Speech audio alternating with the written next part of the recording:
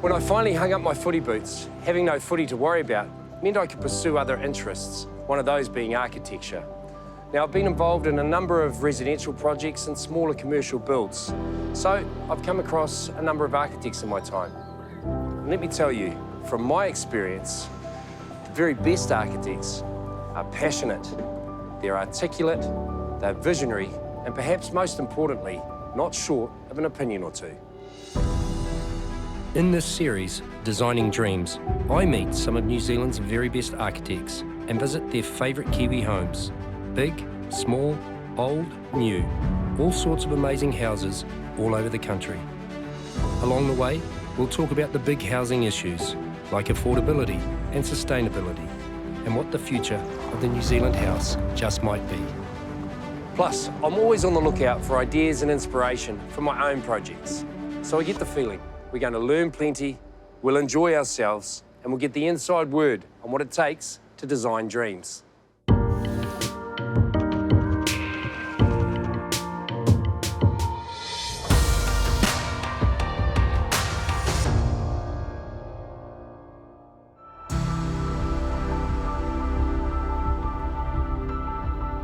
The landscape here means a lot to me. I've grown up with it. I just love getting out into the open paddocks, into the wilderness. It gives me a chance to think about what I'm doing. It lets my mind wander around. It reminds me that I actually want this landscape to still be the most important part of the site or the building. What I want to make sure is that we respect the land, allow it to be there and be the stronger form. That's really important to me.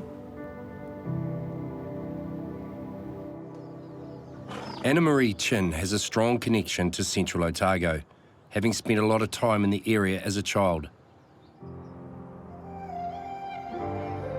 6 years ago, she chose the historic gold mining settlement of Arrowtown as the place to set up her architectural practice in a 150-year-old converted church.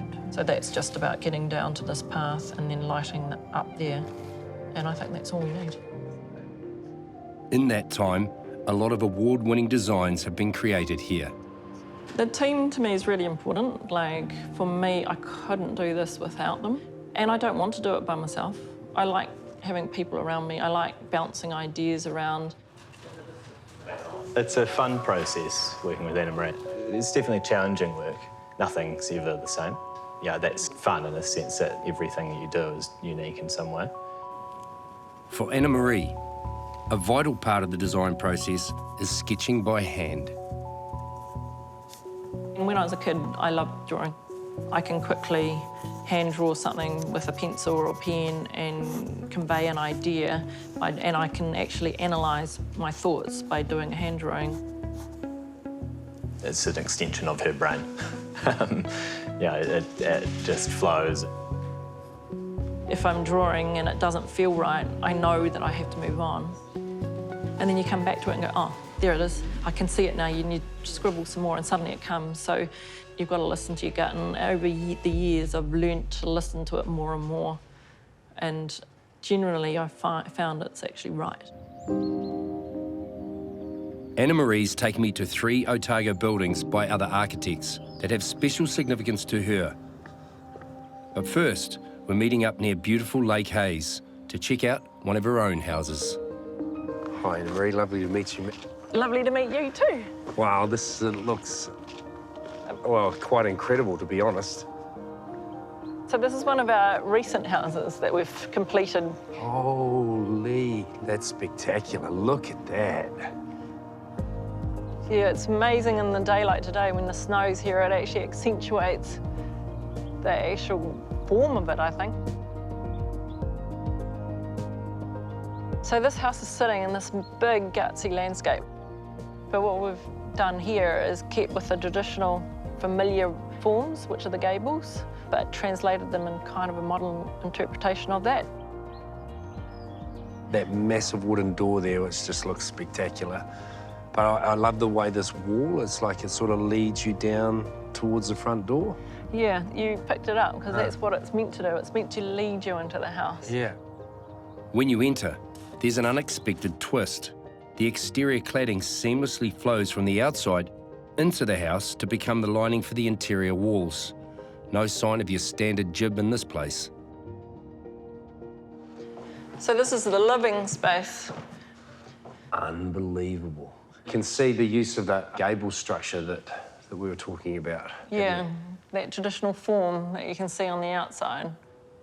We've expressed it in these steel portals as they step down the room, and they actually help with giving it texture. Using the steel as kind of a modern element as opposed to timber. I love the way the steel combines so well with the timber ceiling, which is sustainable Southland beach. We orientated this living so you would actually have this amazing frame view at the end for remarkables. And then here we get the filtered north light. And the sunroom at the end captures all the heat, and then it allows it to drift through the building. Yeah, it's beautiful. And then you've got the outdoor area that all opens up. So you sit out there and you can either use it as an indoor room or outdoor room. Genius. Oh, you're pretty good. I'm glad you think so. Bloody amazing. It's just blown me away. The finish and the level of detail in this house is super impressive. And to achieve it required an expert build team. People don't see where the negatives line up right throughout a building. Right as you go through the building, that negative's perfect all the way through. Yeah. So that are Local construction company owner Paul Rogers has skillfully helmed many of Anna Marie's projects.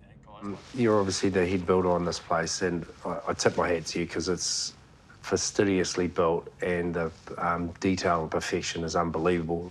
Like this door. That's heavy as, and look how smooth that is. Like, it's just perfection. A lot of doors like this would need a guide rail on the bottom, right? Yeah. So you don't have that? Well, you don't want that segregation between the two rooms interrupted by that track. So we fit the tracks underneath the doors and put rollers. It's seamless, and that's the thing about this house, it is seamless. Paul's collaborated with Anna Marie for more than 10 years, and they clearly make a very good team. What's she like to work with? She's amazing to work with. Like, she has this infectious enthusiasm. She's definitely got the X factor when it comes to designing stuff that's outside the box. Well, she's insane with detail. These houses look simple, but they're millimetre perfect. Like, these are joinery items in their entirety.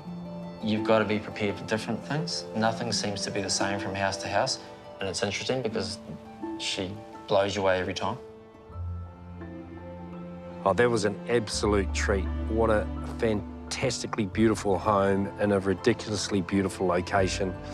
Anna Marie's created a home in an environment that feels like it really belongs here. The environment doesn't overshadow the home, and the home doesn't overshadow the environment. And that's saying something when you consider that you're in one of the most beautiful parts of New Zealand. So I'm really looking forward to seeing more of her own work and more of the architecture that's inspired her. On the harbour coast of Otago Peninsula, hidden at the end of a typically steep Deneden driveway, is the next house architect Anna Marie Chin has chosen to show me. Oh, I used to love it as a kid. Yes. Because coming up, and it was secret, and then you'd open up to something like the house. Oh, this is a nice wee surprise. What's the significance of this place? It's actually my auntie and uncle's house when I was a kid growing up. Just looking at it now, does it still have the same feel and bring back the same memories that you had back then, or? Yes, it does. It entirely does. Like, this is a really architecturally designed house Yes. in that era Yes. of the 60s. It just blends into the landscape. Yeah. It sits lightly on the land. It sort of floats, doesn't it? It's really simple lines with glass. It's still the same. And I'm super excited to go back in and have a look because I haven't been here for 15 years. Anna Marie's aunt and uncle commissioned local architect Angus Black to design their home back in 1967. After raising their family here, they sold it, and Anna Marie hasn't been back since. Wow. Oh my God. It's pretty much the same. it? Apart from the kitchen. God, it's amazing. Like, it's hardly changed. The timber beams, all the built-in joinery is still here. It still has that light quality. You know, we've got the view, the big wide open view with the glass, but then you look at the kitchen, that's connected completely to the other side of the property, which is the trees. Yeah. And then all the light pours in, and I remember my auntie saying she really wanted a light-filled house. Well, she certainly got that. Even though it was built more than 50 years ago, its clean-lined, modernist features still make it feel very relevant and livable today. Ah, yes. Very Wow. nice, very nice.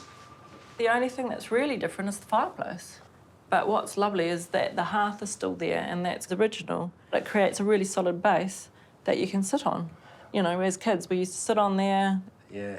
Looking at the house, I think it has had quite a bit of an influence. I do use a lot of solid materials in my hearths, and I make them long ledges rather than just being a hearth. That's almost like the length of the room. pretty Yeah, much. and I love, you know, extending it so it becomes like an object in the space that's multi-purpose. But I really love this space. I remember distinctly because we used to have the Christmas tree in it. So all the presents were in this little corner, and Yeah. that's, as kids, where we wanted you to were, be yeah. and waited. I bet. Yeah, 'cause the new owners have actually painted that wall dark, and it used to be white like the rest of the house, but what Okay. it does is create a backdrop and a little niche kind of space, a slightly darker space within this space, which Yes. is beautiful. And then they've replicated that in that wall, so they've Oh, bled down it there. through. It's a little subtle change to Yeah. modernising the house now. So good. Yeah, really good. The house is split across 2 levels, with steps that lead up from the living space into the bedroom wing.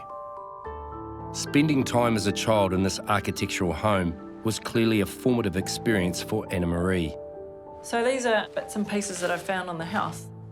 This is one thing my auntie gave me, which is the original sketch of the house. Wow, look at that. It's beautiful and it's a hand sketch. It's kind of like, that's what I always do. And the place holds many happy memories for her. Oh, I really want to get into these. I've been seeing these, so I think we're going to get a look at a younger version of Anna Marie somewhere. So is that your... That's my your- dad. Oh, that's your dad. And that's in the living that we were in before. He looks pretty happy. And that's oh, my and this is family. the whole lot. So I'm that one. Wow, what a cool photo. Isn't it neat that you've got that? I know. As So a family, we'd spent quite a lot of time here. Why are you That's photos? a little one. That's the kitchen door. That's you there? Yep.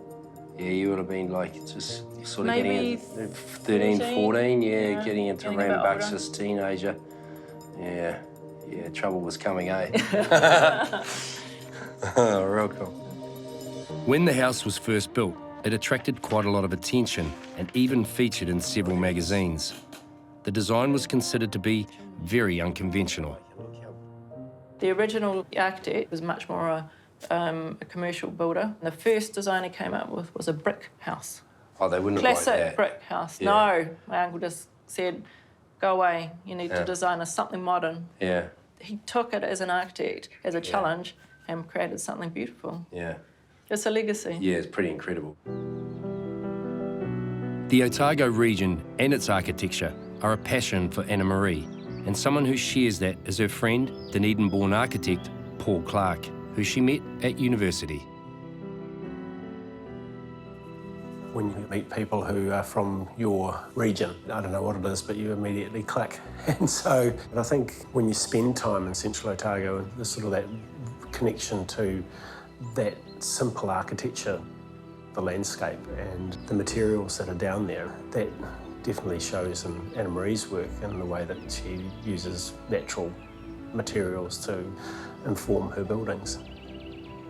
The thing I admire about what she does is just the way that she puts a palette of materials together. There's a real richness in her architecture. The natural products that she uses, I think, only get better with time. But, you know, they're all crafted in such a way that there's a softness about them. They don't ever, to me, seem to fight with their environment. They seem to blend in well. A place that's a very good example of that, set in a beautiful location just out of Arrowtown, is known as the Corton House because it's completely clad in Corton steel. We wanted it to be of a material that would weather and age and have patina, and Corton steel is a metal which naturally rusts, and that rust becomes its protective skin. Those colours are actually part of this environment, so we found it quite appropriate. The distinctive cross-shaped design of this house is a response to its undulating site and the weather conditions it's exposed to. And that cross shape allows us to have spaces both for morning and for wind protection, and other spaces that are on the other side of the house that capture the evening sun. The weathered, aged feel on the outside of this house also translates to the interior detailing, which Anna Marie was very hands-on with. We didn't want everything to be modern and perfect and clean-lined. Bringing back some of the old shapes and textures was actually quite important. And so not just the tapware, but also the door handles and the light switches. If I can find a light switch, then here, little old toggle switches that, as kids, I think I used to like playing with. But there's something quite sculptural and beautiful about them as well. So it was just bringing back that old to new that we felt for this client worked really, really well. In the middle of the main living area, there's a unique dining space created from a table that's been modified to merge into the stone kitchen island. When you design something, you've got an idea for the exterior, and it's really important for the interior to come in and be part of that, the whole feel of the building, and it also reflects the client's personality. And for these clients, there's a quirkiness to it. Got this crazy range hood extract fan over the kitchen area. The client found it, and so that was just the fun part, but it is practical as well. Well, it's certainly different, and no doubt it adds to the industrial feel of the interior, which you can also see in the materials. Polished concrete steps down to the main lounge, where there's a wall lined with steel. The opposite wall is stained ply and has a great little feature. One of my favourite spots in the house is the window seat, which is carved out of the wall, and it's like a frame. Even though the space is quite open and big, you get this little contrast of solidity and comfort and shelter. The other axis of this cross-shaped house is mostly reserved for the bedrooms, which are cleverly hidden away. We've used the plywood and done the details so that it looks like it's actually not here, but this is the door to the main bedroom suite. And this is the reason that we put the main bedroom here, because look at this amazing view, like with remarkables. Imagine waking up in the morning to this, and it just gives you an uplifting feel. So from this bedroom space, we can connect to the ensuite, and here we wanted to bring in the concrete again, that natural feeling of material, but just brought in some of the timber to give it a bit of texture into the space. And then we've made a little slot window, just so in the morning you can just get that little bit of view, which is always quite lovely, rather than it feeling too enclosed. This home has been incredibly well thought through. It really does connect so well with its environment, and you can imagine it would be a great place to be at any time of the day, in any season. I was kind of drawn to this end of the house because the weather during the day has changed. The snow might come. It's also made it quite reflective, and thinking about this house shows quite a lot about how with clients we start with a brief, and that's only the starting point, which we grow and add to, and as we get to know a client more and more, we can actually create something that's them. And I think that's what's important about architecture. It's not us overlaying or what we want a client to live like. It's trying to understand how the client wants to live. It's how we can best shape something around them that will bring out the best in them. Architect Anna Marie Chin grew up in Invercargill, but it was after her family bought some old farm buildings near Arrowtown that her deep affection for Central Otago really began. As a family, we'd always come up here once a month. School holidays, this is the only place we ever holidayed. And this is where all my strong memories are from my childhood. The house that we lived in is a little corrugated iron house next door. That's where we stayed. Then there's this stone building here that I'm leaning against, and this was the original stables with the milking shed.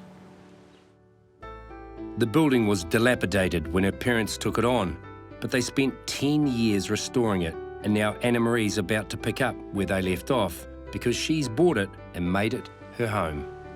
It's interesting because Mum and Dad, they created something, and now I'm going to take that to another level, which is now, you know, this kind of a modern interpretation of what they've created. Living in these classic old Otago farm buildings has had an influence on Anna Marie's own approach to architecture. The forms are so familiar. These gables are part of vernacular that are of this area. But it's also the materials. I've grown up with the stone. I love the robust corrugated iron. They age and weather. A place where Anna Marie has referenced these simple farm shed forms in a really unique way is known as Tom's House. It's in the Jacks Point subdivision, which, like a lot of developments around Queenstown, enforces strict design rules to ensure the houses don't detract from the natural environment. Around here you can see a really good example of the consistency that's created by a subdivision like this. We've challenged that, and the reasons that we've actually challenged that is because our client didn't want a house that looked like everyone else's. So what we've done is abstracted the idea of the standard gable and made it a very dynamic form. So it still is actually a gable, but it's twisted. So from the far corner, it twists across to this corner. So you do actually get a gable in the middle. Some inspiration for this home's angular form comes from the rugged peaks of the Remarkables looming above it. And those interesting angles continue inside. Wow, it's really cool seeing the space again. This angle of the roof that actually leads your eye down to the windows. The windows here frame that view of Coronet, but then you also open right out to this view, which is the west, which is absolutely incredible. It feels really good. When Tom, the client, commissioned Anna Marie, he was only 31 and had a modest budget, so the house is just 150 square metres, and that's including the 2-car garage. But it feels much bigger, thanks to some clever tricks. Instead of creating a big dining table space, we created a little dining nook, which actually is quite a snug space with a bench seat painted slightly darker. And that's a reflection back to my auntie and uncle's house, where the new owner had painted the wall dark and that little entry niche. In this house, we've painted sections of it dark, which extends that little space. Anna Marie has certainly packed a lot into this awesome open plan space, but as it turns out, there's more. So this is another little space that I want to show you, but it's sneakily hidden away, and it's another example of how to extend space up above the dining nook. So this space can be multi-purpose. So at the moment, I could use it as a library. So you can read, you can snuggle in, you can just relax up here. So it's a darker, more enclosed space. And we actually also put in this little window. It's a peekaboo window, sneaky peek of Jack's Point. But then, as another option, if we just pull this curtain, we can actually create a secret little sleeping nook. Oh, I really love this quirky space. But if you don't fancy scaling the wall, there are 2 actual bedrooms. One's on the ground floor, and then directly above that, next to a handy office area, is the main bedroom, right in the apex of the abstracted gable.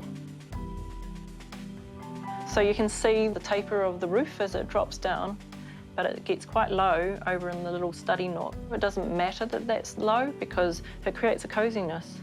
And when you're lying in the main bed, you can look straight up to the Remarkables to the east, and you get this amazing sense of space.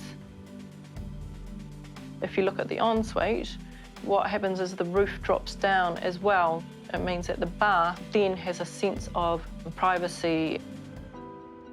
So when we're working with smaller spaces, one thing that we like doing is extending the spaces or connecting spaces. So one thing we've done is actually provided a window that connects down to the living space, and it also has the added advantage of allowing more light to come through.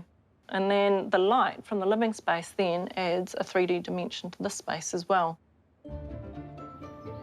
Anna Marie's created a real gem here that feels a whole lot bigger than it actually is. So it's not surprising it picked up a Small Home of the Year award. It's all about the feeling that you create, whether it's a big house or a little house. It doesn't have to be a certain size to create something that's beautiful. Architect Anna Marie Chin has designed a lot of incredible houses, but she's also given new life to some old existing ones by repairing them and adding new extensions that make them relevant for contemporary living. The one thing about these old buildings, I think it's because I've grown up in them and I really respect them. They have a history as well, and when people give me an opportunity to be involved in restoring or celebrating existing old buildings, I get really excited. These projects often feature unique transition zones that bridge the existing building and the modern addition. It's important to keep these old buildings because they're useful. You know, you don't have to demolish them to make something better. They are as good. You gotta celebrate them, and then they become really good. With Anna Marie's passion for historic buildings, it makes sense the next place she's showing me is one of Otago's most iconic heritage landmarks, Larnach Castle, which she has fond memories of visiting as a child. So it's an impressive building, that's for sure. Not many castles in New Zealand. What made you choose this? I think it's because it is a castle. Like, Good point. you know, you always loved the castles as a kid. They were Yeah. always in storybooks, and it was this enigma at the top of the hill. Why would someone build a house this size in the middle of nowhere? Exactly. Yeah, just the engineering feat and the logistics and the admin to build this back in those days. You just wouldn't take it on. You wouldn't take it on now, would you? No, well, Like, imagine try how and much build- it would cost. Imagine, I wouldn't even like to think. I'm told it was entrepreneur and politician William Larnach who was bold enough to build it. He commissioned architect Robert Lawson to design it for his beloved wife, Eliza, and it took more than 200 men 3 years to build the shell and another 12 years to finish the interior. I love the light in this space. Yes. Isn't it amazing? It's got a really beautiful quality about it. Yes. These Queenslander-style verandas were originally open, but the story goes that after enduring a couple of Otago winters, Larnach imported 20 tonne of Venetian glass and filled them in. And this is the dining room. Oh my God, look at the ceiling. That is insane. Imagine how long it would have taken to do all those individual pieces. It's kind of inspiring, you know. Yes. But look at the whole Ridiculous. room. Yeah. Today in architecture, we don't do that same level of detail. One is cost, Yes. but two is we're peering back. Minimalist, eh? Is that the Yeah, word? kind of more minimalist.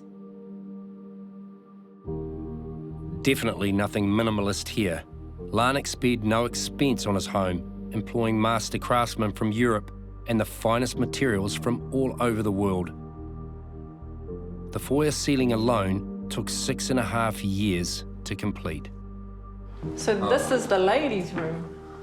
Oh, it really feels way more feminine, doesn't it? Oh, I know, look at the delicacy of the space.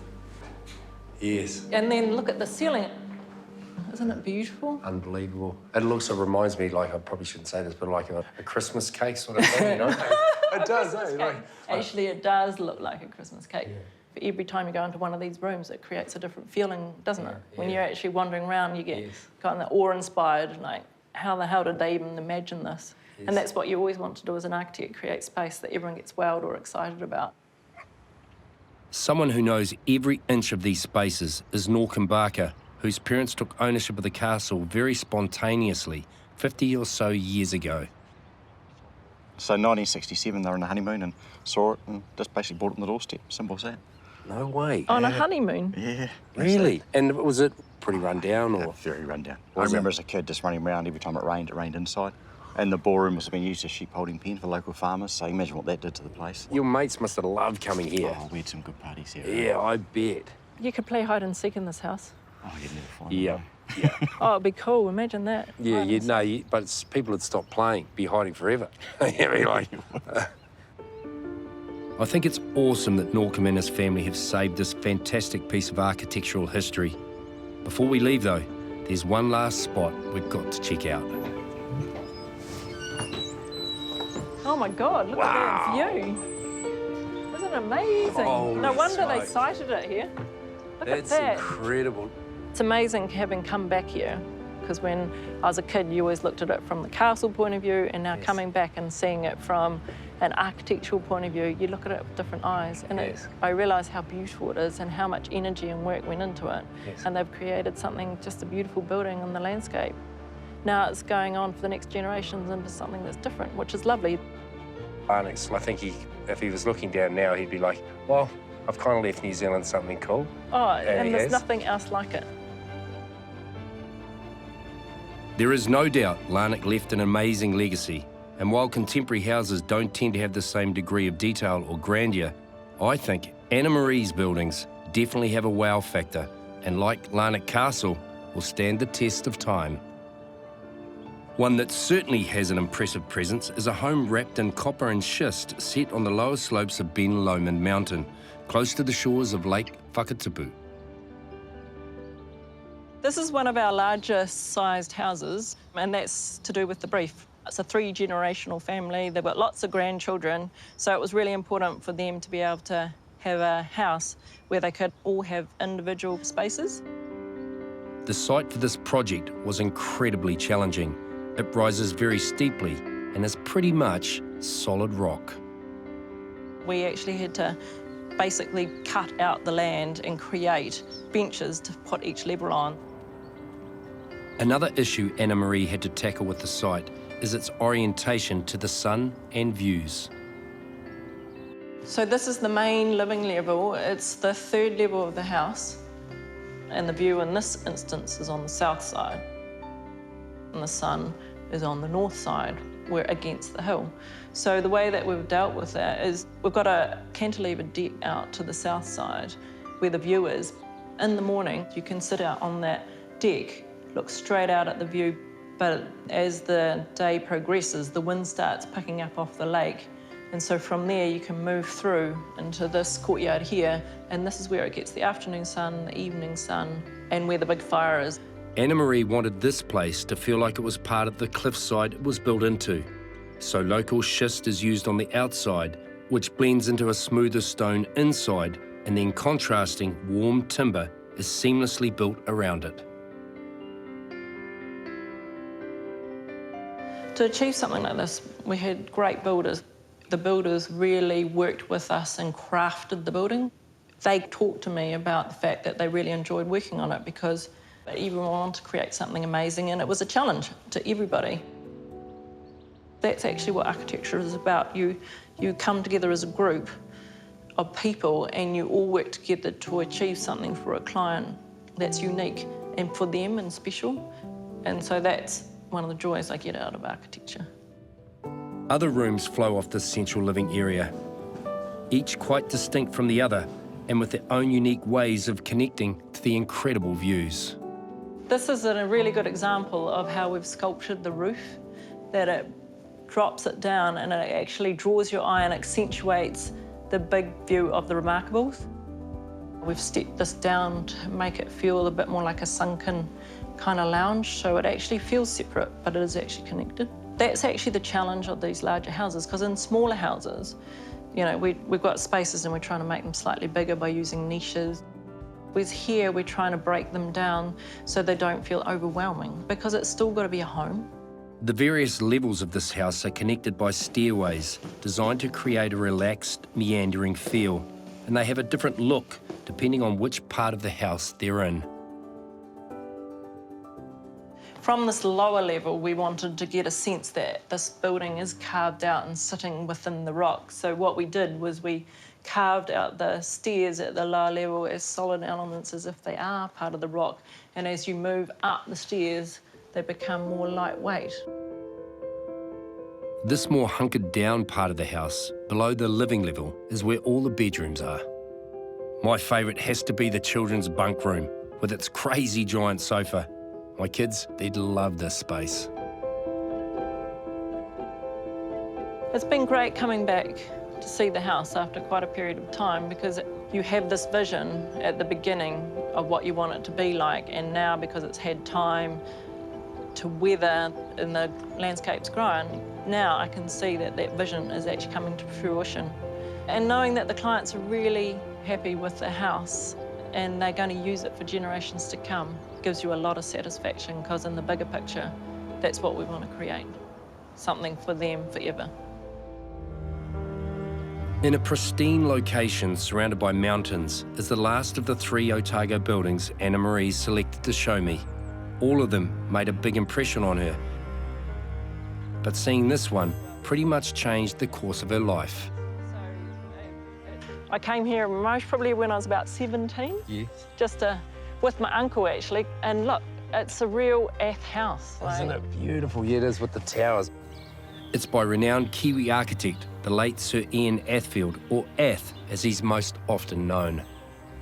It's kind of like a Hansel and Gretel look. Yeah, it is actually. That's what I loved about the house. And I think that's the thing, it was that whimsical feeling about it. When I went to university, I was originally going to become a dentist, because my dad was, and I kind of thought, oh, do my first year at Otago. And at the end of it, I said, not sure about this, and I have a feeling this is one of the influences in my life that made me start thinking there's another option here, because it made me feel, I don't know, I just really enjoyed being here. The colour looks really cool. Like, it really suits the setting. Well, the thing about those colours now, you would never be able to do it. You know, and the regulations and stuff. But you look at that and you go, it actually fits well here. It looks amazing. And I think that was one of the things about Ath is, you know, we've got these amazing mountains behind, and his thoughts on it were they are strong and dark and gutsy. Yes. So you either make something look background and small, or you go, hey, bugger that. Look at me. Yeah, exactly. Here I am. It really does make a statement. Punatapu, as it's known, was built in the early 1980s for Sue Farry and her late husband Pat, a pioneering doctor. Together they wanted to create a special home for their family that could also function as a health retreat. So this is the courtyard. Oh my God. So what I loved was all the collection of buildings. I remember this. It's like a little community of buildings. That's how Ath thought a lot. One of his big picture things was trying to create community, and community within a house. As people change and get older and get grandchildren, it could grow and expand. Yes, it's perfect for that scenario, isn't it? After the family had grown, there was a time when the Farries ran this place as one of Queenstown's first luxury lodges, hosting high-profile guests in this cluster of 5 very character-filled buildings. Like the slate roof is amazing. That's recycled, so that came off Otago Boys High School. In those days, you couldn't get all the materials you can now. But that's the thing, you know, Ath was able to just work with what he had, put it together, but make it feel like a whole. There are actually many recycled elements in this place, including some doors which came from an old Otago bank. It does have that real, like, sense of playfulness and fun, eh? Yeah. All right, where are we going? Yeah, exactly. Which ones are we going to? In a way, this grouping of buildings reminds me a bit of the collection of farm buildings that Anna Marie grew up with. So this is the start. I remember the conservatory. I love the way that this brings in all the light, and it's warm. Oh, it's so warm. It's so beautiful. Look at that. And then that kitchen's like sensational as well. I know. You can really see those organic Athfield forms here, with plasterwork inspired by architecture of the Greek islands. You know what? I love these little spaces, like how little it is. See, this to me is just like really regal. Look, I've got a little window seat. Yeah. And these chairs are so cool, like. You wouldn't think to put chairs in it, like, it's obviously a hallway from one room to the other, but you could sit here quite happily, have a cup of tea, read a book. Look out to the courtyard. Look out to the courtyard, it's so cool. There's a real sense of discovery in this place. Different rooms and intriguing spaces flow from one to another. This is the room I loved as a kid. I can see why. Like, it's outstanding, isn't it? Look at the beams, like they're amazing, but they're modern. It's actually like a church. It doesn't feel like you're in a cavernous room, it still feels quite intimate, and it really works. It actually makes it feel like it's got more space in it, Yeah. I think. I love that fireplace. Yeah, me too. Actually, yeah. And look at the view. In a space like this, you'd think glass. Just to make Yes. the whole thing glass. But he's actually framed the mountain. You could sit here, lie here all day and just watch the clouds go past, eh? Yeah, exactly. Every room in this house has a distinctly different feel from the others, and yet they all work together as a whole, which is similar in a way to Anna Marie's houses. There's that element of surprise. So this is the swimming pool. Oh, she's nippy out here. Oh, she is cold. Hey, I think, did someone steal the roof? So, No, I actually think what happened is Sue didn't want to clean it. So she wouldn't let them put the glass in it. Oh no, she's a bright lady. There's no doubt about that. Exploring these fantastic buildings and the epic Otago landscape that inspired Anna Marie at an early age has been such a cool experience. And I think I can safely say that her own incredible architecture will inspire many others for a very long time to come. But before we finish our time together, there's one last feature here she's keen to show me. When I was a kid, this is the place that I really got excited about. Oh, the piece de resistance. Yes. I always loved how steep these stairs were. And then, this is what you always wanted, was a tower. Look how beautiful that is, though. Oh, my God. It's so cool. Not only is it an amazing setting, but it's been a wondrous house, actually. Thank you for bringing me here. It's been a real treat. Do you know what? It's been great coming back. I've really enjoyed it. I can see why this particular piece of architecture, as a teenager, would have affected you so much and perhaps sent you on your journey to becoming an architect and away from being a dentist. Actually, I'm really glad it did. You know. Me too.